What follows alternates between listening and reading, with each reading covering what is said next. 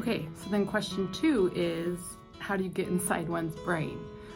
Well, typical therapy will teach you that you are a product of your past or your circumstance.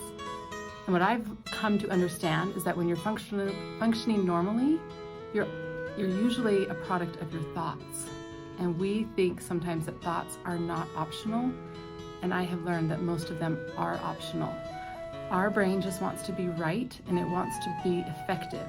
And so you will find a thought, or someone will tell you something about yourself or a situation, and it resonates, and you go with it. And it kind of becomes a fact, whether it is or not for your life, or whether it serves you or not. And so once you start figuring out what thoughts are actually helping, and you'll leave them there, and what thoughts are actually causing you a lot of pain and causing you to be stuck in certain situations, that just changing a few thoughts will break you out of those patterns.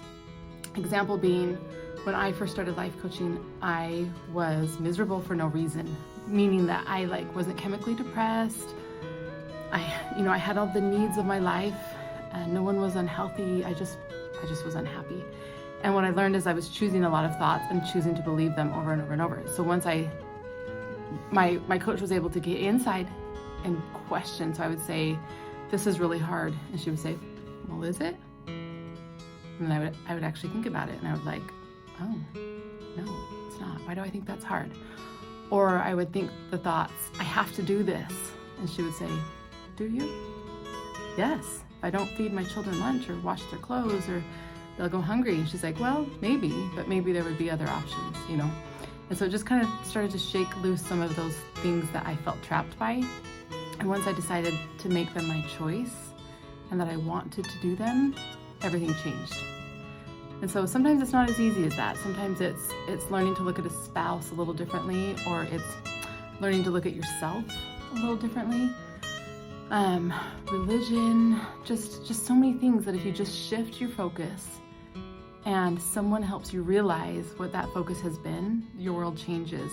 And I will say it over and over, until you actually write them down or pull them out, your brain just wants to work effectively. So it's just going to keep thinking those same thoughts. Even if you've noticed them and you think, "I shouldn't think that." Well, too bad.